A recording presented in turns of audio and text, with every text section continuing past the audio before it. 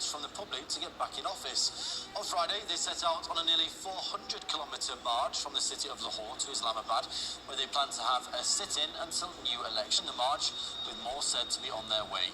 Meanwhile, over in Islamabad, the government has barred local hotels from housing any of Khan's supporters, while prohibiting TV stations from broadcasting his speeches. Some 30,000 police officers have also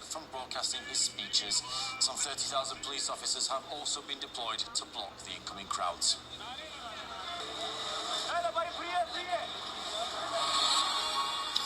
Has blasted the country's reporting on Ukraine. The authors of the investigation have criticised the sourcing of news reports, saying all information is filtered by international agencies before it reaches the audience. The publication also criticises using social media like Twitter as a source, along with anonymous accounts. Earlier, we spoke to the chairman of Swedish Professors and Doctors for Human Rights, who says that Swedish... This is very simple.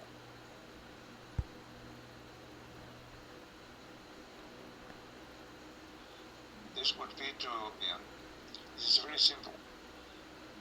be to try providing the public also with the version that emanates from the other party, balancing the report, so to say, or at least doing some effort to comply with that.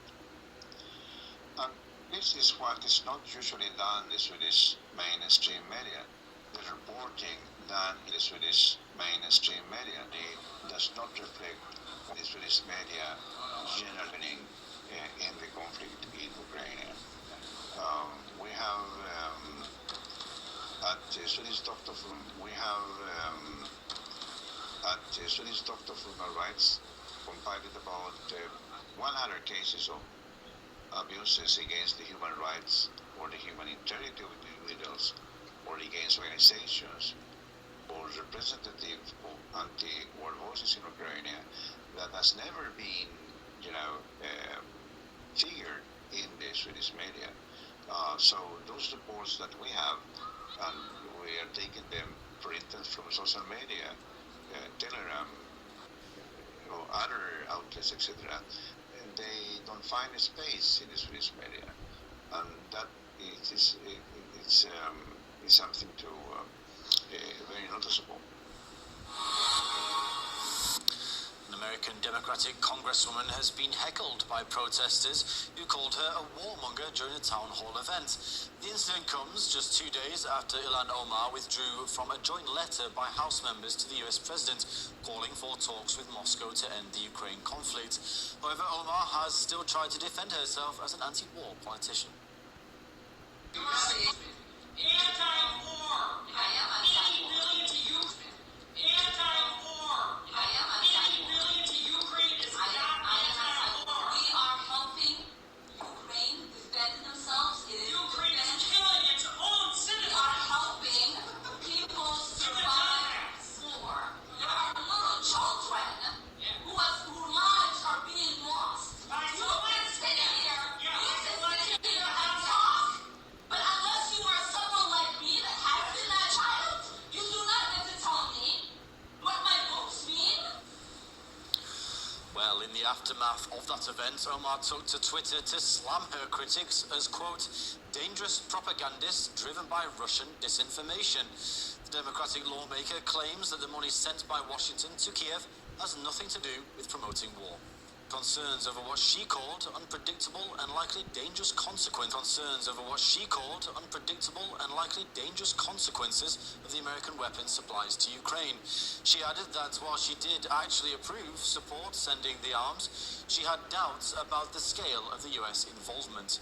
Omar had previously also said that any additional funding to Ukraine would only escalate the conflict. Political analyst Garland Nixon says that Omar's change of heart stems from the Democratic Party trends.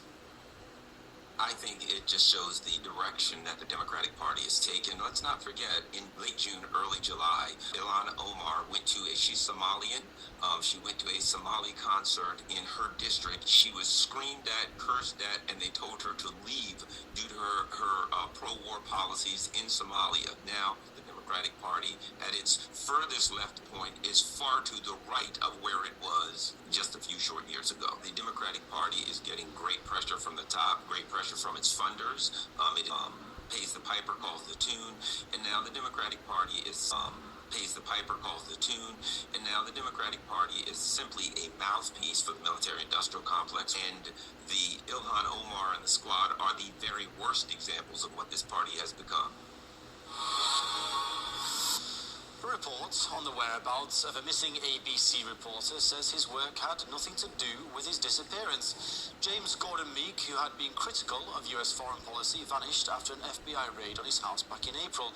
The raid was understood to be the first carried out on a journalist by the Biden administration. RT's Steve Sweeney investigates. The story of the disappearance of ABC News producer James Gordon Meek reads like a mystery thriller.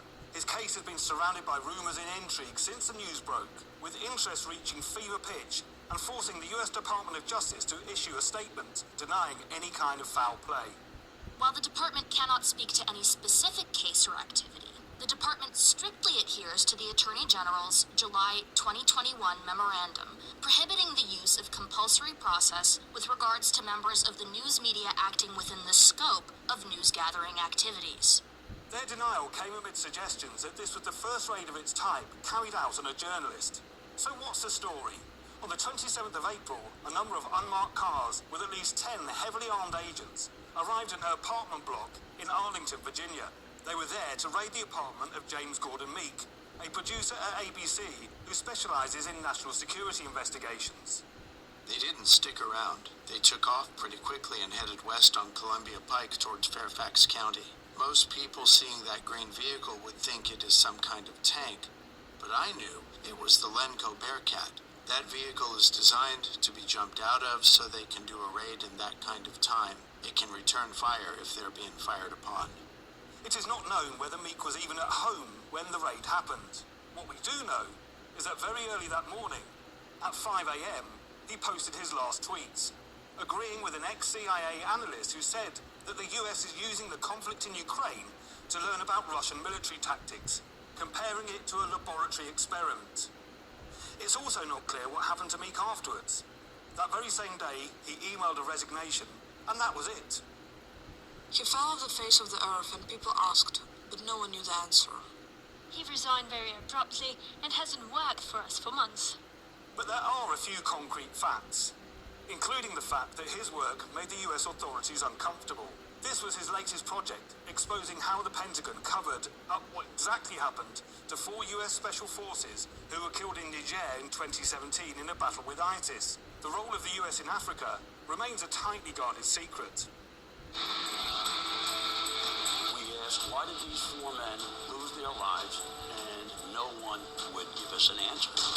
The autopsy report was where it really started clicking that something didn't add up. Coincidentally, the co-producer of this film also abruptly left ABC last year. Meek gave an interview on it, talking extensively about what he called the cover-up by the Pentagon. We need to have accountability. We need to have accountability among the leadership. Leaders must hold themselves accountable, and that did not happen here. The leaders, the men who sent these young guys into battle on a patrol that resulted in one of the most fearsome battles in memory in a country where most Americans had no idea we had combat troops. They basically disappeared. They not only didn't stand by their men, they did not hold themselves accountable, and somehow they were not punished. Months before Meek vanished, he was putting the finishing touches on the book about one of the last US missions in Afghanistan, Pineapple Express. But since the raid, all traces of his association with the book have been mysteriously deleted. Simon & Schuster has scrubbed his name from all press materials. The first sentence of the jacket previously read, "In April, ABC News correspondent James Gordon Meek got an urgent call from a Special Forces operator serving overseas."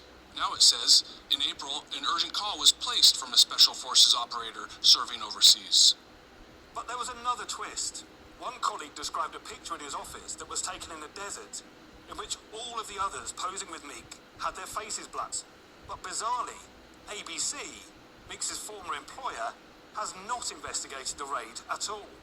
The Rolling Stone article that first broke the story raid at all. The Rolling Stone article that first broke the story stated that Meek had frequently collaborated with ABC anchor David Muir, but that line has since been removed without an editor's note, adding to the mystery, while both ABC and his lawyer have remained silent. And what are the authorities saying? Well, the FBI has confirmed the raid, but according to them, Meek hasn't been charged with anything. Many questions remain unanswered. On what grounds was such an operation carried out? Who authorized it? And what charges could he face? One rumor is that of espionage, the same charges faced by WikiLeaks founder Julian Assange for exposing alleged war crimes committed by the US. He faces 175 years in prison in what is seen as a deeply political case that threatens the very foundations of press freedom. And as the wall of silence continues around Meeks' case, the mystery simply deepens, and the ability of journalists to hold the powerful to account could be under attack once more.